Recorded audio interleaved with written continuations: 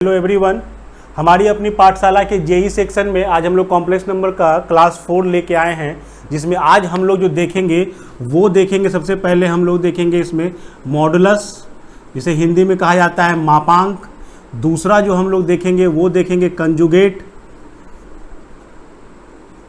Of complex number, और तीसरा जो देखेंगे वो रहेगा हमारा आर्गुमेंट ऑफ कॉम्प्लेक्स नंबर। तीन टर्म देखेंगे, modulus, conjugate and argument. Most important topic complex number का, जिससे आपको मैक्सिमम क्वेश्चन गिरेंगे, चाहे आप आईआईटी का एग्जाम दो, चाहे आप कोई भी एंट्रेंस एग्जाम दो इंजीनियरिंग का। तो सबसे पहले हम लोग समझेंगे मॉडुलस को। तो सबसे पहले हम लोग समझेंगे मॉडुलस को। मॉडुलस क्या होता है, इसको हिंदी में हम लोग कहते हैं मापांक। तो मान लो कि कोई कॉम्प्लेक्स नंबर z लिखा हुआ है, जिसको दिखाया जाए a प्लस आई बी के टर्म में, तो मॉडुलस को डिफाइन किया जाता है। z को हम लोग इस तरीके से दिखाते हैं सिंबल से, that is called modulus of z, जिसका वैल्यू जो होता है वो होता है इसके रियल पार्ट और इमेजिनरी पार्ट का स्क्वायर का अंडर रूट। मीन्स क्या हुआ कि अगर z दिया हुआ है और उसका आप हम मॉडुलस निकाल रहे हैं, तो मॉडुलस का मतलब होता है कि उसके रियल पार्ट का स्क्वायर कर लो, इसको इमेजिनरी पार्ट का भी स्क्वायर करो और उसको जोड़ दो और उसका स्क्वायर रूट निकालो, that is called modulus. Means क्या है, जैसे मान लो कि आपको z बराबर दिया हुआ है 3 + 4i, देन आपको फाइंड आउट करना है कि z का मॉडुलस क्या होगा। तो z का जो मॉडुलस होगा वो होगा 3 का स्क्वायर प्लस 4 का स्क्वायर अंडर रूट। इसे आप सिंप्लीफाई कर लो तो ये आपको आएगा अंडर रूट 25, दैट इज 5। यानी आप कहोगे कि मॉडुलस ऑफ कॉन्जुगेट नंबर जो है वो उसका वैल्यू बताता है। अभी आगे हम लोग देखेंगे अपने आर्गेंड प्लान में कि कौन सा वैल्यू बताता है। तो मॉडुलस निकालने का यानी मापांक निकालने का सिंपल तरीका है कि आपका complex number a plus I B के फॉर्म में हो, और फिर जब वो a प्लस आई बी के फॉर्मेट में आ जाए तो आप उसको इस फॉर्मूले से उसका मॉडुलस निकाल सकते हो। नेक्स्ट जो है हमारा वो है हमारा conjugate. Conjugate of complex number को डिफाइन किया जाता है कि मान लो complex number a plus I b लिखा हुआ है और आपको कंजुगेट निकालना है, देन कंजुगेट को हम लोग सिंबलाइज करते हैं z पर बार। z पर बार दे दिया जाता है, जिसका मतलब होता है कि हम कंजुगेट ऑफ z की बात कर रहे हैं। तो कंजुगेट ऑफ z निकालने में बस एक ही चीज आपको दिमाग में बैठा के रखनी है कि उसका जो इमेजिनरी पार्ट है, उसका जो इमेजिनरी पार्ट है उसके आगे के साइन को चेंज कर दो। मतलब क्या है, अगर इमेजिनरी पार्ट के आगे का साइन प्लस है तो आपका कंजुगेट जो होगा वो हो जाएगा a माइनस आई बी। यानी कि मान लो अगर z इक्वल टू लिखा हुआ रहता 3 माइनस 4i, तो आपको ध्यान क्या रखना है कि इसका इमेजिनरी पार्ट कौन सा है। इमेजिनरी पार्ट कौन सा है, ये वाला पार्ट है, इसके आगे कौन सा साइन है, माइनस का। देन कंजुगेट ऑफ z जो होगा, जो उसका कंजुगेट लिखा है, जिसको हिंदी में हम लोग कहते हैं संयुग्मी। तो कंजुगेट ऑफ z अगर लिखना हो तो कंजुगेट ऑफ z जो होगा वो 3 रियल पार्ट को कुछ नहीं करना है कभी भी, और इमेजिनरी पार्ट के आगे के साइन को चेंज कर देना है, that is called conjugate of z। Conjugate of z का जो कॉन्सेप्ट है वो दिमाग में बिठाओ कि कंजुगेट ऑफ z का मतलब क्या होता है। जो डिफाइन करते हैं कि कॉम्प्लेक्स नंबर को ऐसे नंबर से आप मल्टीप्लाई करो जिससे वो कॉम्प्लेक्स नंबर रियल नंबर में कन्वर्ट हो जाए, वो कॉम्प्लेक्स नंबर जो है वो रियल नंबर में कन्वर्ट हो जाए। तो ध्यान से समझो कि कॉम्प्लेक्स नंबर क्यों है, क्योंकि उसमें इमेजिनरी पार्ट i लगा हुआ है। अगर हम i को हटा दें तो वो कॉम्प्लेक्स नंबर रियल नंबर में कन्वर्ट हो जाएगा। तो i को हटाने का तरीका क्या हुआ कि i का अगर स्क्वायर कर दें तो i स्क्वायर होगा तो उसका वैल्यू -1 हो जाएगा। तो इसी को यूज किया जाता है। जैसे मान लो कि सिंपल तरीका समझाते हैं आपको, a प्लस आई बी को अगर हम a माइनस आई बी से मल्टीप्लाई करते, अगर a प्लस आई बी को a माइनस आई बी से मल्टीप्लाई करते, तो गौर से देखो ये आपका फॉर्मूला है जो आप बच्चे में क्लास 6-7 में पढ़े होंगे कि a plus B into a minus B equal to होता है a square minus B square. अगर इसी फॉर्मूले का यूज करें हम इस पर, तो क्या लिखा हुआ है, a प्लस बी और a माइनस बी लिखा हुआ है, और अगर इसको हम बैठाएं इस फॉर्मूले तो क्या हो जाएगा, a का स्क्वायर माइनस आई बी का स्क्वायर होगा। अब इसको ब्रेक करो तो a square minus I square B square, और आप जानते हो कि आई स्क्वायर का जो वैल्यू है वो है आपका -1, तो ये 1 बी स्क्वायर हो जाएगा। अब वैल्यू क्या आ गया, ए स्क्वायर प्लस बी स्क्वायर। तो गौर से देखो ये जो नंबर है आपका ये कंप्लीटली रियल है क्योंकि इसमें आई का टर्म नहीं है।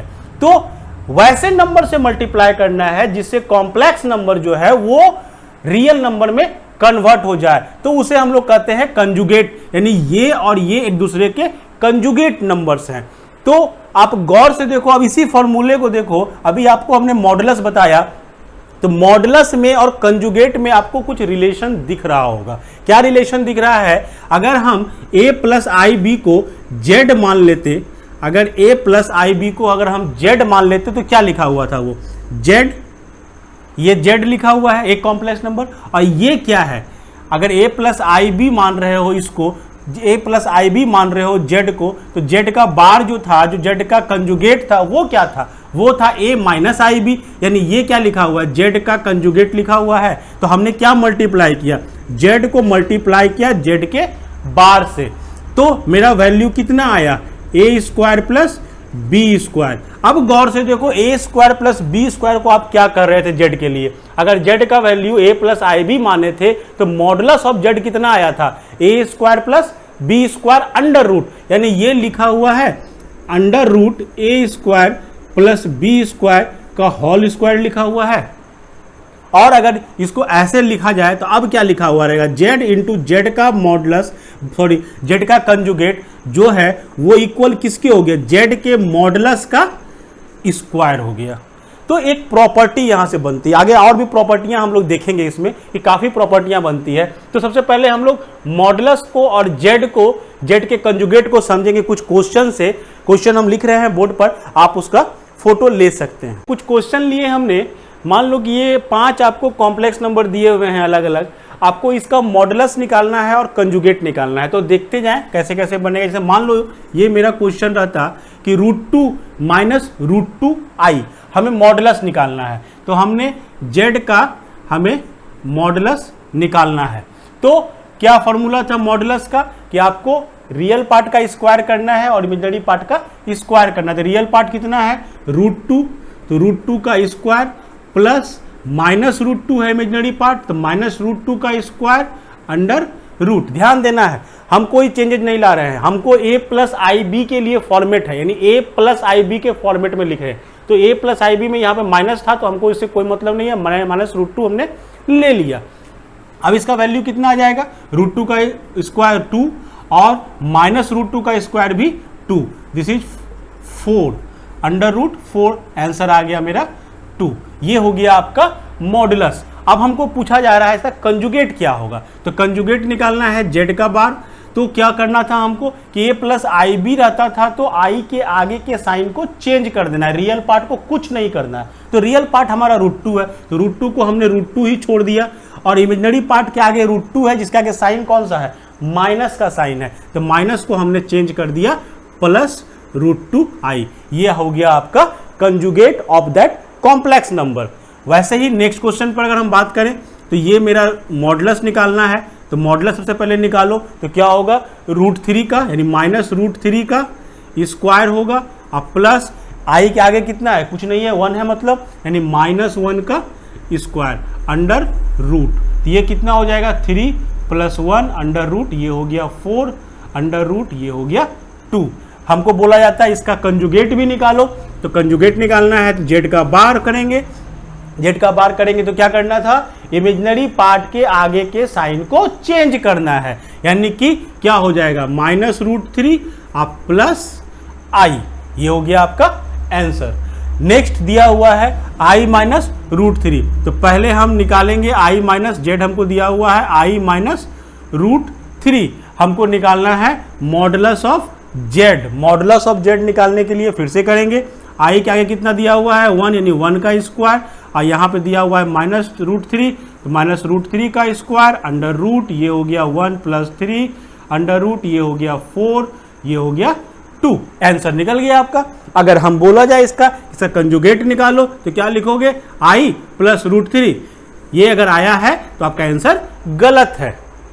क्यों, ये गलती हमेशा होता है कंफ्यूजन के चक्कर में कि आपको क्या किया गया, इमेजिनरी पार्ट को पहले लिखा गया है, रियल पार्ट को बाद में लिखा गया है। हमने आपको क्या बताया, इमेजिनरी के आगे का साइन चेंज करना है, इसके ऑर्डर को आपको देखना पड़ेगा, यानी ऑर्डर को देखो तो क्या मिला आपको, हमको करना था इमेजिनरी पार्ट के आगे का साइन चेंज। इमेजिनरी पार्ट कौन सा है, आई है, तो आई के आगे का साइन क्या था, प्लस है, तो क्या चेंज हो जाएगा, माइनस, यानी माइनस आई होगा और -√3। रियल पार्ट के आगे के साइन को कोई चेंज नहीं लाना है। जिस तरह से क्वेश्चन आपको घुमाया जाएगा, बस ध्यान में रखना है कि आई के सामने के साइन को चेंज करना है, ना कि रियल पार्ट के, चाहे वो किसी ऑर्डर में आपको लिख के दे दिया जाए।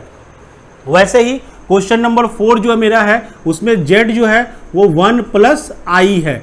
ध्यान से समझो इस क्वेश्चन को, ये हमारा 1/1 + i है।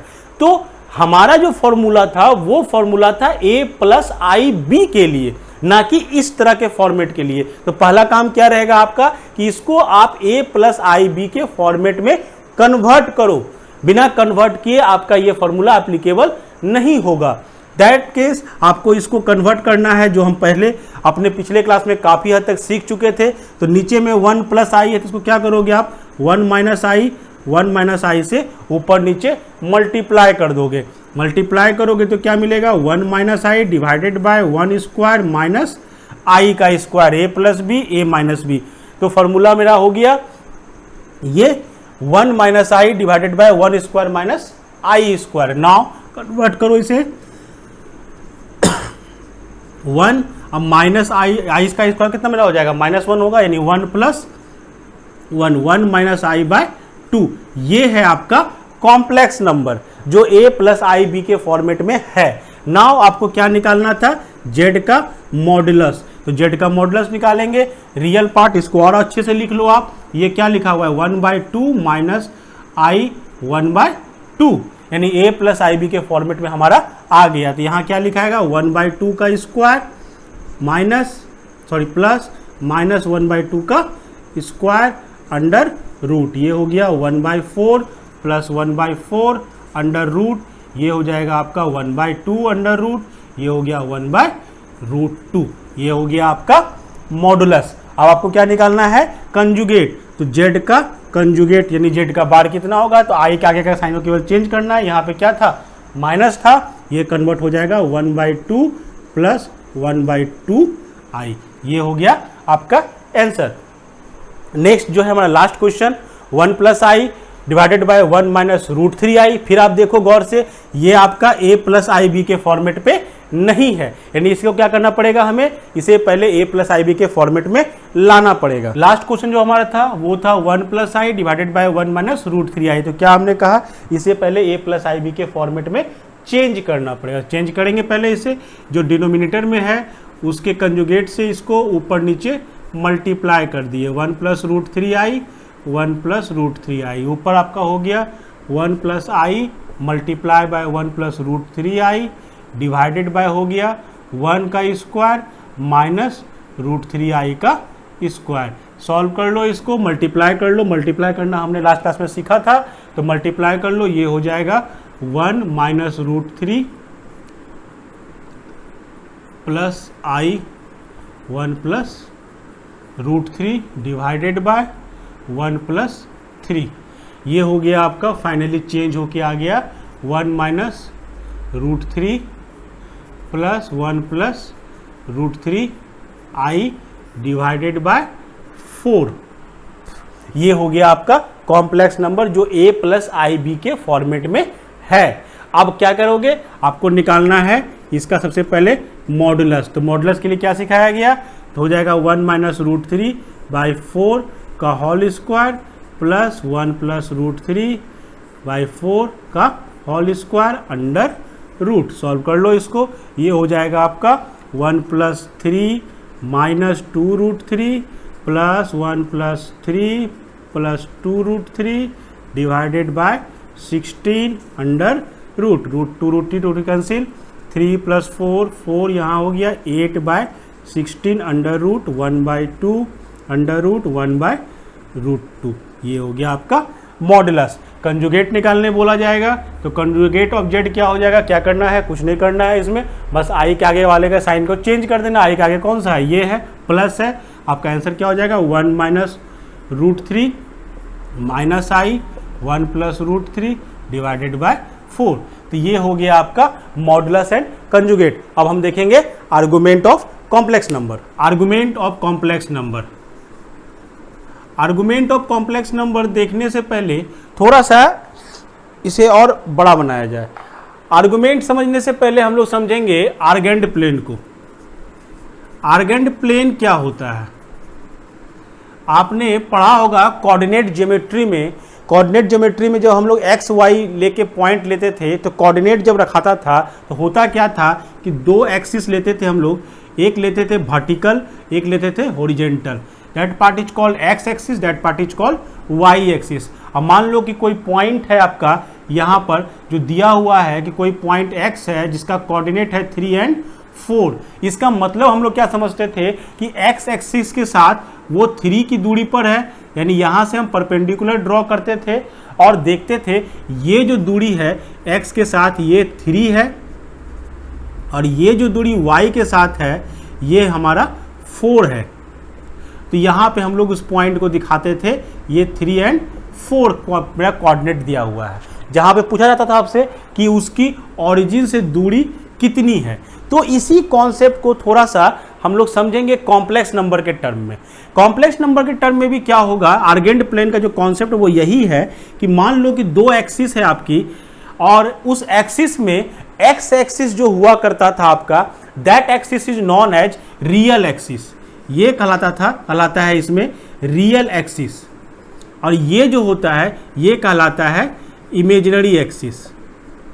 यानी कि हम एक्स वाई एक्सिस को ही कन्वर्ट किए, क्योंकि कॉम्प्लेक्स नंबर z अगर लोगे आप तो z बराबर a प्लस आई भी जब मानोगे तो उसमें एक आपका रियल पार्ट होगा और दूसरा आपका इमेजिनरी पार्ट होगा। तो कॉम्प्लेक्स नंबर को ज्योमेट्री की मदद से अगर दिखाने की कोशिश करें तो उसके लिए हम लोग यूज करते हैं आर्गेंड प्लेन का, जिसमें हॉरिजॉन्टल जो लाइन आपकी होगी वो आपकी रियल एक्सिस होगी और जो वर्टिकल लाइन होगी वो इमेजिनरी एक्सिस होगी। जैसे मान लो कि आपको कोई कॉम्प्लेक्स नंबर लिखा हुआ है z इक्वल टू 1 प्लस आई, तो इसका मतलब क्या हुआ कि 1 प्लस आई ही है कि कोऑर्डिनेट ज्योमेट्री के टर्म से समझे तो ये हो गया इसका कोऑर्डिनेट 1 और 1। तो 1 और 1 को दिखाओ तो यहाँ से एक दूरी 1 लेंगे, यहाँ से एक दूरी 1 लेंगे, दोनों को मैच कराएंगे, जहाँ पे आया ये मेरा पॉइंट हो गया 1 और 1। तो कॉम्प्लेक्स नंबर के केस में भी आर्गेंड प्लेन का यूज करेंगे हम लोग इसको दिखाने के लिए। तो वैसे ही मान लो रहता यहाँ पर ये -1 अब प्लस आई, मतलब क्या हुआ, अब की आपका रियल एक्सिस जो है वो नेगेटिव में 1 है और इमेजिनरी एक्सिस पॉजिटिव में ही 1 रह गया। तो आप जानते थे कि जो लेफ्ट हैंड साइड का पार्ट होगा वो आपका नेगेटिव होगा, यानी ये क्या होगा माइनस ऑफ रियल एक्सिस होगा। तो -1 यहाँ आएगा तो आपका पॉइंट कहाँ जाएगा, ये पॉइंट होगा आपका -1 और 1। वैसे ही अगर होता कि 1 माइनस आई होता, तो वैसे ही अगर नेक्स्ट ले हम तो मेरा थर्ड पार्ट ले कि -1 माइनस आई होता, मतलब क्या हुआ कि रियल पार्ट भी नेगेटिव होता और इमेजिनरी पार्ट भी नेगेटिव होता। तो कहाँ जाएगा, रियल पार्ट नेगेटिव है -1 यहाँ आएगा और नेगेटिव में इमेजिनरी पार्ट। तो डाउनवर्ड जब जाओगे तो आपको क्या मिलेगा, नेगेटिव इमेजिनरी एक्सिस। तो ये आपको मिल गया यहाँ पर -1 और -1। वैसे ही अगर रहता 1 माइनस आई तो क्या होता, रियल पार्ट आपका पॉजिटिव है और इमेजिनरी पार्ट जो है आपका वो नेगेटिव है। देन आप आते यहाँ पर। तो ये था कोऑर्डिनेट ज्योमेट्री के बेसिस पर हमने आपको समझाया। अब समझो कि कॉम्प्लेक्स नंबर में इसका क्या यूज है। कॉम्प्लेक्स नंबर में यूज होगा इस तरीके से कि मान लो कि कोई एक कॉम्प्लेक्स नंबर z होता जिसका वैल्यू मान लो होता 3 + 4i। तो 3 + 4i को हम यहाँ पर कहीं पर दिखाते, ये मेरा कॉम्प्लेक्स नंबर z हो गया 3 + 4i। अब इसका मीनिंग समझो। दो चीज हमने अभी पढ़ा, पहला पढ़ा हमने मॉडुलस। मॉडुलस का मतलब था कि z का वैल्यू कितना हुआ, तो निकालते थे हम लोग। तो 3 का स्क्वायर प्लस 4 का square under root that is 25 equal to 5। तो ये 5 जो वैल्यू आया ये है किसका वैल्यू, यहां सोचो। यहां पे देखो गौर से, अगर हम ले रहे हैं तो ये वाला जो डिस्टेंस होगा ये डिस्टेंस कितना होगा, क्योंकि ये 3 + 4i को रिप्रेजेंट कर रहे हैं हम यहाँ पर। अगर हम 3 + 4i को कर रहे हैं तो ये डिस्टेंस गारंटेड 3 होगा। वैसे ही अगर ये डिस्टेंस, तब ये कितना मेरा हो जाएगा, ये मेरा हो जाएगा 4। तो अगर हम इसको राइट एंगल ट्रायंगल से समझे तो ये जो है ये 3 है, ये 4 है, तो वैसे ही ये 4 होगा और ये वाला पार्ट 3 होगा। यहाँ से यहाँ मिला लो एक लाइन, तो इस ट्रायंगल के लिए देखो, अगर ये O है, ये A है, ये B है, तो ट्रायंगल OAB के लिए देखो तो ये क्या दिख रहा है आपको, ये एक राइट एंगल समकोण त्रिभुज है जिसमें 3 क्या है आपका बेस है और 4 क्या है आपका परपेंडिकुलर है। तो गारंटेड ये वाला जो डिस्टेंस होगा वो क्या होता था, अकॉर्डिंग टू योर ज्योमेट्री, जो आप क्लास बहुत पहले बच्चे में पढ़े होंगे कि राइट एंगल ट्रायंगल का अगर हम निकाल रहे हैं, हाइपो को निकाल रहे हैं, उसका फॉर्मूला होता था बेस का स्क्वायर प्लस परपेंडिकुलर का स्क्वायर अंडर रूट। तो ये आपका हाइपोटेन्यूज जो निकल रहा है, यही चीज तो यहाँ आपके मॉडुलस में लिखा हुआ था। मीन्स क्या हुआ कि अगर हम कॉम्प्लेक्स नंबर के टर्म से समझे तो ये क्या लिखा हुआ, ये लिखा हुआ एक्चुअल में लिखा हुआ है कि अगर ये कोई कॉम्प्लेक्स नंबर यहाँ पर z है तो जो मॉडुलस हमने निकाला था वो मॉडुलस कुछ और नहीं है, ओरिजिन से उसका डिस्टेंस है। ओरिजिन से वो कॉम्प्लेक्स नंबर कितनी दूरी पर है वो डिस्टेंस हम निकाल रहे हैं। सेम चीज आप अप्लाई करो अपने कोऑर्डिनेट ज्योमेट्री के फॉर्मूला से, तो डिस्टेंस बिटवीन 2 पॉइंट का जो फॉर्मूला था अगर उसको लगाओ तो ये आपका ओरिजिन यानी 0 0 इसका कोऑर्डिनेट है, और ये आपका पॉइंट जिसका पॉइंट है जिसका वैल्यू है 3 और 4। तो 3 और 4 एक पॉइंट है और एक पॉइंट 0 0 है, तो डिस्टेंस फॉर्मूला से अप्लाई करो तो ये आपको फिर यही चीज मिलेगा। तो ये कहीं ना कहीं कॉम्प्लेक्स नंबर को आर्गेंट प्लेन में जब हम दिखाते हैं तो जो मॉडुलस होता है वो एक्चुअल में उस कॉम्प्लेक्स नंबर का दूरी होता है कि कितनी दूरी आपकी वहां पर है। तो इस फॉर्मूला को देख के यही समझ में आया कि कॉम्प्लेक्स नंबर को अगर हम उसका मॉडुलस निकाल रहे हैं तो वो आपको बता रहा है कि आर्गेंट प्लेन में उसकी दूरी कितनी है आपके ओरिजिन से।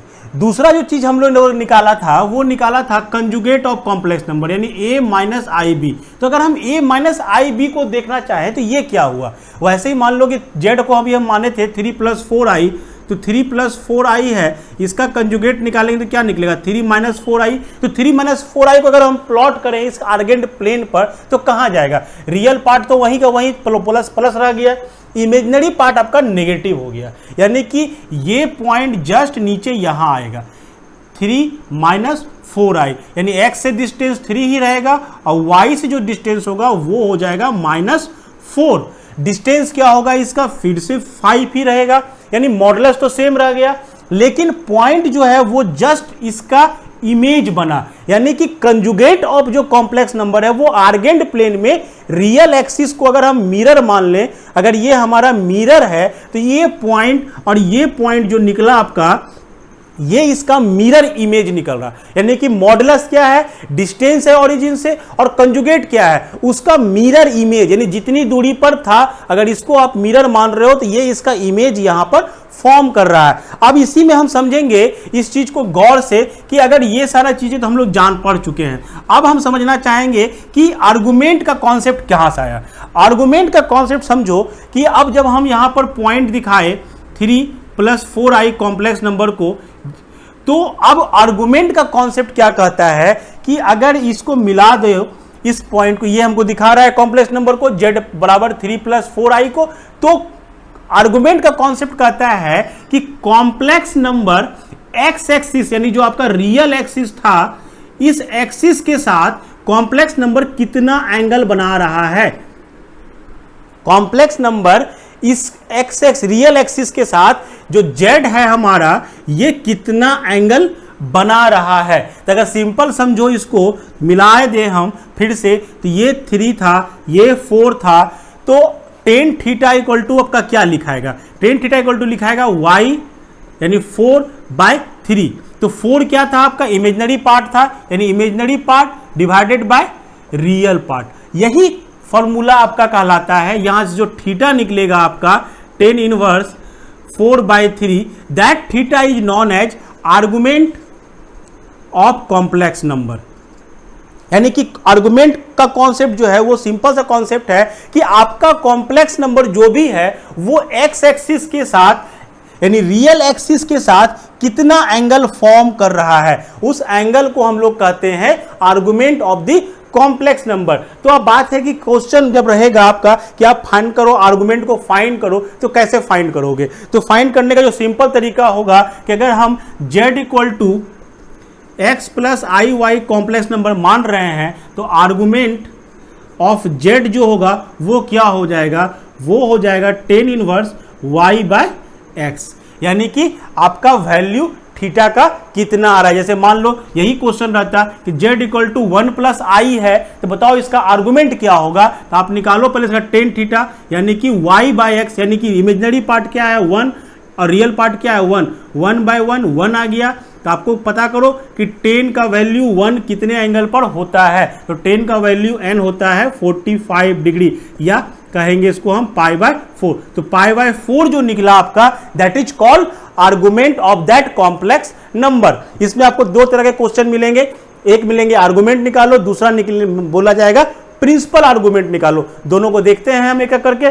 प्रिंसिपल वैल्यू के लिए आपको बस इसी क्वाड्रेंट वाले कॉन्सेप्ट को याद रखना है। अगर फर्स्ट क्वाड्रेंट में प्रिंसिपल वैल्यू का पहले मतलब समझ लो कि प्रिंसिपल वैल्यू जो होता है वो कहता है कि आपका जो प्रिंसिपल आर्गुमेंट जो निकलता है वो होता है कि आपका थीटा का जो वैल्यू है वो माइनस पाई से बड़ा हो और पाई से छोटा हो या बराबर हो। यही है आपका प्रिंसिपल वैल्यू। यानी मतलब क्या हुआ, किसी कॉम्प्लेक्स का जो आर्गुमेंट निकला उसके बहुत सारे थीटा का वैल्यू निकलेंगे। जब आप ट्रिग्नोमेट्रिकल इक्वेशन पढ़ोगे तो आप देखोगे कि अगर लिखा हुआ है कि tan theta equal to pi by, मतलब मान लो कि टेन थीटा इक्वल टू √3 लिखा हुआ है, तो थीटा का वैल्यू आपने निकाला पाई बाय 3, ये एक वैल्यू है केवल। जबकि जब ट्रिग्नोमेट्रिकल इक्वेशन पढ़ोगे तो आप देखोगे वहां पर थीटा के वहां पर कई अनगिनत वैल्यू निकलते हैं। तो प्रिंसिपल वैल्यू का कॉन्सेप्ट कहता है कि थीटा का कौन सा वैल्यू प्रिंसिपल, मतलब माइनस पाई से पाई तक के बीच में लाई कर रहा है। मतलब ये माइनस पाई है, ये पाई है, तो इसके बीच में कौन कौन सा एंगल लाई कर रहा है, या इसके बीच में कौन कौन सा एंगल लाई कर रहा है। तो प्रिंसिपल वैल्यू निकालने के लिए आपको याद रखना है कि अगर फर्स्ट क्वाड्रेंट में आया तो जो थीटा है वही रह जाएगा। अगर सेकेंड क्वाड्रेंट में कॉम्प्लेक्स नंबर आ गया तो पाई माइनस थीटा हो जाएगा। थर्ड क्वाड्रेंट में अगर आ गया तो पाई प्लस थीटा होगा, और फोर्थ क्वाड्रेंट में अगर आया तो ये हो जाएगा 2 पाई माइनस थीटा। तो आप थीटा निकाल लो बिना किसी साइन के, थीटा निकाल लो, उसके बाद केवल चेक कर लो कि कॉम्प्लेक्स नंबर कौन से क्वाड्रेंट में है। तो ये आपने निकाला argument of the complex number. अब हम समझेंगे कि z इक्वल टू अगर a प्लस आई बी के फॉर्मेट में कॉम्प्लेक्स नंबर है तो इसमें ट्रिग्नोमेट्री का बहुत बड़ा रोल है। ट्रिग्नोमेट्री का रोल इसलिए है कि आपको ट्रिग्नोमेट्री में कुछ थ्योरम्स मिलेंगे ऐसे है, जैसे दमाइवर थ्योरम, यूलर्स थ्योरम, ये सारे कॉम्प्लेक्स नंबर के लिए ही थ्योरम दिए गए थे। तो कॉम्प्लेक्स नंबर के प्रॉब्लम को सॉल्व करने में ट्रिग्नोमेट्री का काफी आपको सहायता मिलेगा। तो एक तरीका है कि कोई कॉम्प्लेक्स नंबर जो a प्लस आई बी के फॉर्मेट में है और हमको उसको कन्वर्ट करना है ट्रिग्नोमेट्रिकल फॉर्म में, यानी पोलर फॉर्म में, तो पोलर फॉर्म में कन्वर्ट कर दे, यानी कि उस कॉम्प्लेक्स नंबर को हम ट्रिग्नोमेट्रिकल फंक्शन के रूप में अगर दिखा दे तो हमारे पास सॉल्व करने का टेक्निक जो है वो बढ़ जाएगा। तो जैसे समझेंगे हम कि z इक्वल टू अगर a प्लस आई बी दिया हुआ है तो हमने पहले पढ़ा z का मॉडुलस, जिसका वैल्यू निकला a square plus B square under root, और दूसरा हमने निकाला argument of z, argument of z जो निकला हमारा tan inverse b by a। तो ये आपका दो वैल्यू आपको निकालना आ चुका है। अब आगे हम इसको यूज करेंगे इस कॉम्प्लेक्स नंबर को जो अलजेब्रिक फॉर्म में है उसको ट्रिग्नोमेट्रिकल फॉर्म में कन्वर्ट करने का। तो इसको कन्वर्ट करने का जो तरीका होता है वो हो जाएगा, इसको जो लिखने का जो तरीका है वो है कॉस थीटा प्लस आई साइन थीटा।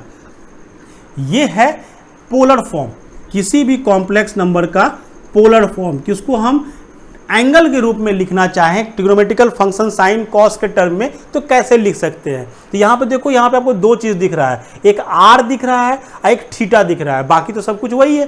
तो आर जो होता है, ये जो आर लिखा हुआ है ये एक्चुअल में उस कॉम्प्लेक्स नंबर का ओरिजिन से दूरी है, यानी कि R equal to modulus of Z है, और थीटा जो है वो आर्गुमेंट ऑफ जेड है जो आप अभी निकालना सीखे हो।